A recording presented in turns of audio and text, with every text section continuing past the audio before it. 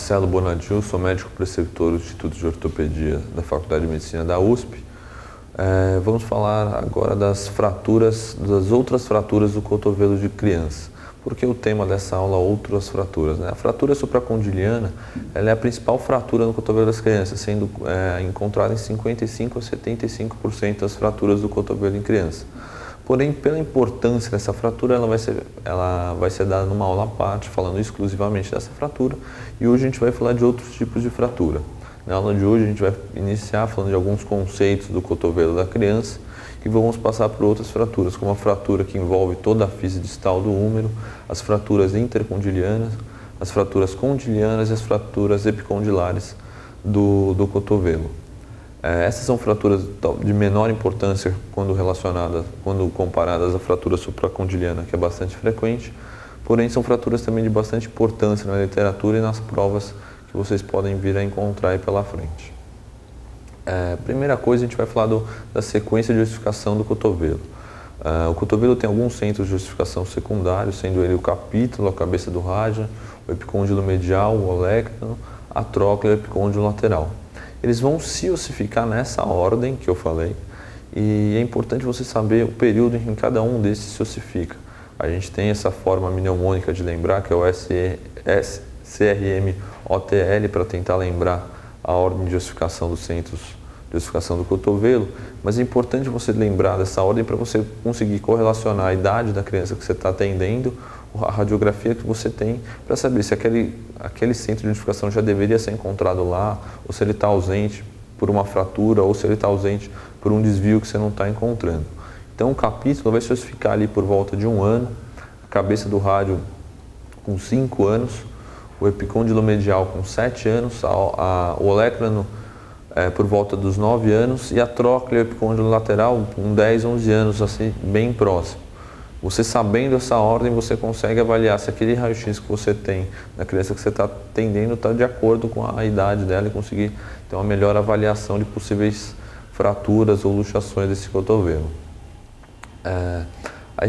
A irrigação da epífise condilar lateral é outro fator importante da gente conhecer no cotovelo da criança.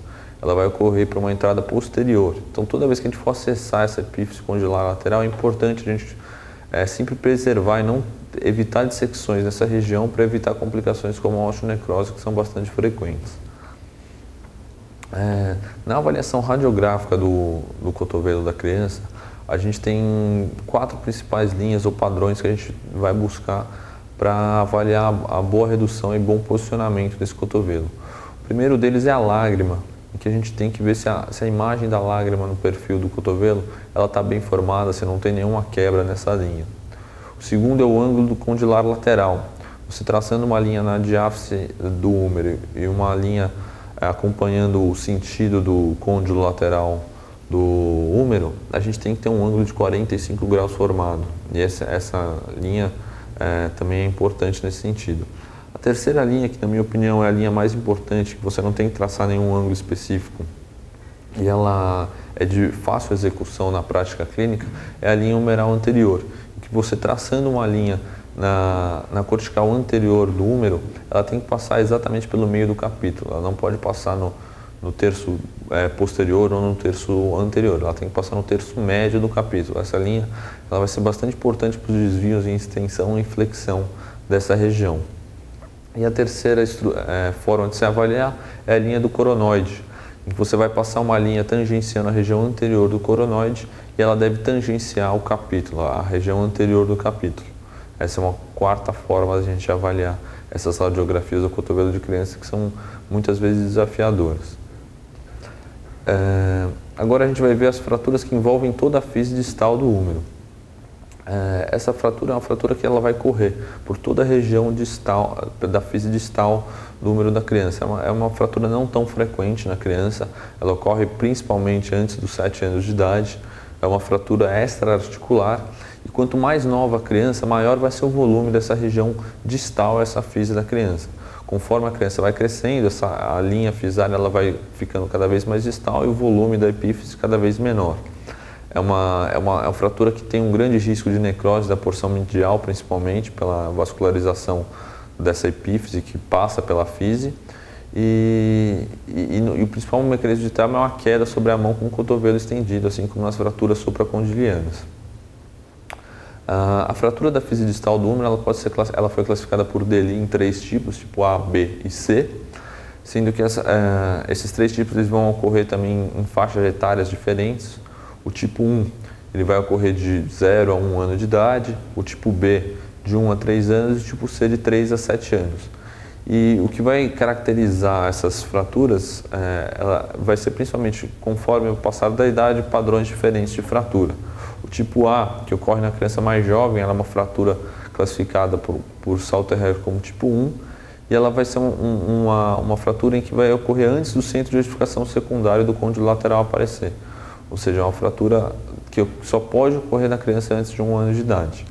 Já o tipo B, que ocorre já de 1 a 3 anos de idade, ela também é classificada por Salter-Harris como uma lesão tipo 1, porém a ossificação já ocorre a ossificação da epífise condilar lateral. E o tipo C de Deli, ela vai ocorrer na criança acima de 3 anos de idade, já vai ser considerado um Salter-Harris tipo 2 e existe um fragmento metafisário geralmente lateral, o que vai caracterizar ela como uma Salter-Harris tipo 2. No tratamento dessas fraturas com menos de 5 dias de evolução, normalmente você consegue fazer uma estabilização com o antebraço em pronação e hiperflexão a mais ou menos 120 graus. Você checando a redução, principalmente pelo ângulo de carreamento do braço, você consegue uma imobilização e um adequado tratamento dessa fratura. Já nas fraturas do grupo C, em crianças mais velhas, normalmente você tem que fazer uma redução sob anestesia e uma fixação com fios de Kirchner paralelos laterais, devido ao maior grau de instabilidade e de maturação dessa criança, que é a do grupo C.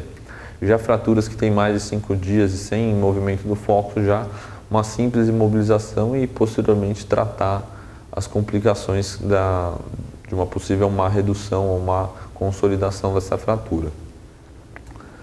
Passando ao próximo tipo de fratura, são as fraturas intercondilianas.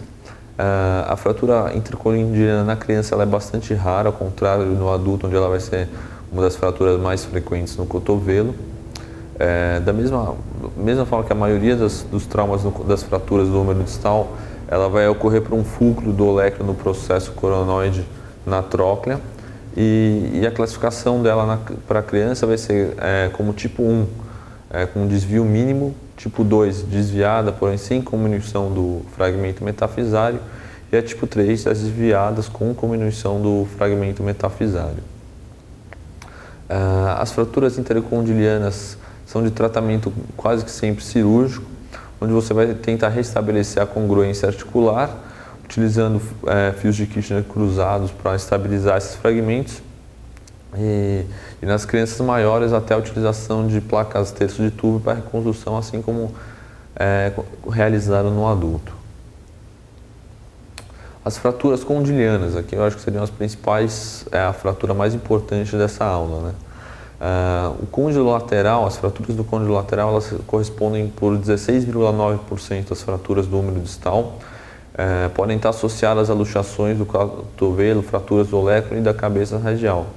Elas são classificadas pela localização anatômica e o estágio de deslocamento das fraturas. São 2 classificações que a gente tem dessa fratura, e normalmente a gente vai visualizar essa fratura no raio-x, assim como a gente vê nessa imagem logo abaixo aqui.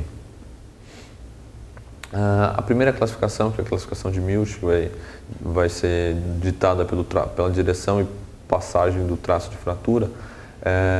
Ela é a mais rara dos 2 tipos. Ela vai ter origem no traço na região metafisária. Ela vai cruzar a físio, atravessando o centro de edificação e saindo pelo sulco capítulo troclear. Por essa característica dela de atravessar a físio de crescimento, ela vai ser classificada como uma Salter-Harris tipo 4. E a estabilidade do cotovelo nesse tipo de fratura ele vai estar mantido, uma vez que a tróclea permanece intacta. Já a Milch tipo 2, o traço de fratura tem origem também na região metafisária posterolateral, passa pela físio até a profundidade da tróclea, não atravessando a epífise lateral. Dessa forma, ela vai ser classificada como um tipo 2. Porém, nesse caso, por ser uma fratura que corre até a região da tróclea, ela vai gerar uma maior instabilidade desse cotovelo.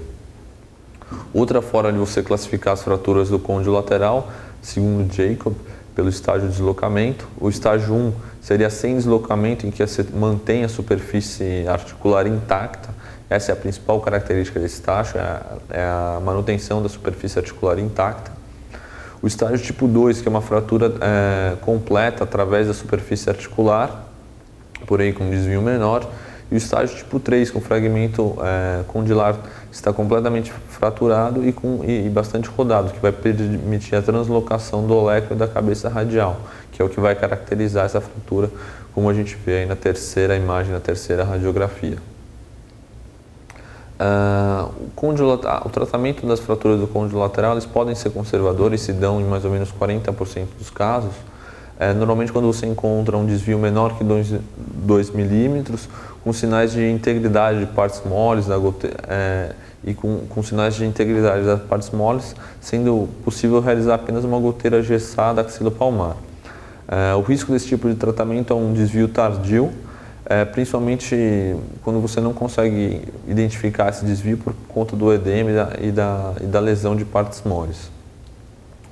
Já o tratamento cirúrgico vai se dar através de uma redução fechada e uma fixação percutânea. A redução ela vai ser realizada com supinação do antebraço e extensão do cotovelo com estresse inválido, e ela já não é tão recomendada nos estágios tipo 3, quando você vai ter um desvio maior e a redução fechada é mais difícil. Nesse tipo de fratura é mais recomendado você fazer uma redução aberta e uma fixação com fio evitando desvio. Isso vai diminuir o risco de um desvio e uma má consolidação mais à frente. Esse tipo de redução aberta e fixação é recomendado principalmente para os estágios tipo 2 instáveis e os estágios tipo 3. Complicações desse tipo de fratura, principalmente o retardo da consolidação, a pseudoartrose, o cúbito varo, que é talvez a complicação de maior incidência, que ocorre pelo estímulo de crescimento da epífise lateral, o cúbito valgo, que já é menos comum, as lesões neurológicas e a osteonecrose. Aqui nas imagens a gente vê essa imagem mais superior, uma imagem de uma pseudoartrose, uma não consolidação. Na radiografia mais inferior, uma osteonecrose, você vê uma fragmentação daquela epífise lateral, e a imagem da clínica aqui da criança com o cúbito varo não tão importante, mas é uma complicação bastante importante. Nessa fratura é importante você perceber que o cúbito varo é causado pelo estímulo e não pela necrose do côndilo lateral. Côndilo medial, ele vai ter dois componentes principais, que é um intraarticular, em que você vai acometer a superfície articular da trochlea, e outro extraarticular, que vai acometer a metáfise e o epicôndilo medial desse côndilo. Ela é uma fratura mais rara, ela é menos de 1% nas crianças. Ela ocorre um pouco mais tardia que a fratura do côndilo lateral, por volta dos 8 ou 14 anos. O fragmento metafisário geralmente inclui o epicôndilo medial, ao contrário das laterais, e que normalmente esse epicôndilo medial ele fica intacto junto com a origem dos flexores, o que vai evitar o desvio dessa fratura. A rotação do fragmento vai aumentar conforme a extensão do cotovelo. Isso é importante, porque ele vai estar diretamente relacionado com esses flexores. E a linha de fratura normalmente penetra a fossa da trochlea, tornando o cotovelo instável, ou seja, o acometimento dessa trochlea vai instabilizar esse cotovelo. Ele também é classificado por Milch, porém ele tem algumas diferenças com relação à do lateral. A Milch tipo 2 aqui vai ser Salter-Harris 2, diferente do lateral, que é Salter-Harris 4, e a de fratura vai atravessar o ápice da trochlea, contrário do que acontece no côndilo lateral. E a Milch tipo 2, aqui vai ser Salter-Harris 4, contrário do lateral, que é Salter-Harris 2, e a linha de fratura vai atravessar a fossa do capítulo troclear, o contrário também do que acontece na lateral, ou seja, tem essas inversões do Milch no côndilo lateral, no côndilo medial, que é importante você saber, principalmente para as provas aí que você venha fazer. Tem mais um tipo de classificação do côndilo medial, que é a Kifoyle, que ela é dividida em 3 estágios. O tipo 1, que é incompleta, da metáfise, com côndilo medial em direção à fise, que vai ocorrer em crianças menores. O estágio tipo 2, que é completa, atinge a superfície articular, mas normalmente sem desvio, e a tipo 3, fragmento desviado e rodado. Essa classificação vai ser semelhante à classificação que a gente encontrou também nas fraturas do côndilo lateral. Tratamento das fraturas do côndilo medial, o estágio tipo 1, normalmente com a simples imobilização com uma goteira e raio-x controles semanais, você não vai ter problema. Já tipo 2 e 3, é importante você fazer uma redução aberta para uma via anteromedial e uma fixação desse côndilo medial com 2 fios de Kirchner paralelo. É importante evitar a superfície posterior do fragmento condilar e a borda medial da crista da tróclea, tentando preservar a irrigação desse côndilo. Com relação às complicações das fraturas do côndilo medial, a gente vai encontrar principalmente a necrose vascular, a pseudoartrose evoluindo com cúbito vário, como a gente pode ver na radiografia, e a paralisia do nervo ulnar, que pode ocorrer também, que passa ali próximo à região da fratura. Vamos partir agora para o último tipo de fratura, que é a fratura epicondilar. Nessa fratura a gente vai falar principalmente da fratura apofisária do epicôndilo medial, que é a mais importante dentre essas fraturas. Ela ocorre em 11,5% das fraturas do cotovelo na criança, vai ocorrer por volta dos 11, 12 anos de idade, e ela vai ser 4 vezes mais frequente no sexo masculino. Ela em 50% das vezes vai estar associada a luxações do cotovelo, e muitas vezes vai ocorrer por esse mecanismo de trauma. A criança cai, existe uma tração da massa flexora do antebraço que vai tracionando, vai avulsionar o epicôndilo medial da criança. Na avaliação é importante você avaliar a estabilidade, realizando um estresse em valgo, para ver se em valgo e varo também, para ver se existe a movimentação e instabilidade desse cotovelo. E no raio-x é cuidado para a gente tomar, principalmente com a ausência da apófise do epicôndilo medial, que geralmente ele pode estar encarcerado intraarticular e a gente não está vendo ele. Isso não quer dizer que não existe a fratura. O tratamento, normalmente nas fraturas sem desvio ou minimamente desviadas, vai se restringir a uma simples imobilização para conforto da criança. E as indicações cirúrgicas vão ser absoluta quando existe um encarceramento do fragmento interarticular, e as relativas quando esse cotovelo apresentar uma instabilidade ou uma disfunção do nervo ulnar ou for um paciente de alta demanda. Nesses casos a gente vai realizar uma redução aberta e uma fixação que pode ser feita ou com parafuso ou com fios de Kirchner. Das complicações das fraturas do epicôndilo medial, são a disfunção do nervo ulnar, que também vai estar próximo da região, o não reconhecimento do fragmento intraarticular, o que vai estar uma negligência aí em não observar essa fratura, vai complicar bastante, uma limitação da extensão do cotovelo, uma miosite ossificante na região, que é bastante frequente, a calcificação do ligamento colateral medial, que vai também gerar uma restrição da amplitude de movimento desse cotovelo. Por motivos estéticos também, às vezes gera uma grande massa medial, um desvio da linha articular desse cotovelo, e uma pseudoartrose que pode ocorrer em até 50% nas fraturas com desvio mais importante. Bom, essas eram as fraturas que eu tinha para falar hoje. Para complementar o estudo dessas fraturas, é importante você acessar a bibliografia indicada que está aqui nesse slide. E para possíveis dúvidas que podem aparecer, eu deixo à disposição aí meu contato para vocês. Obrigado.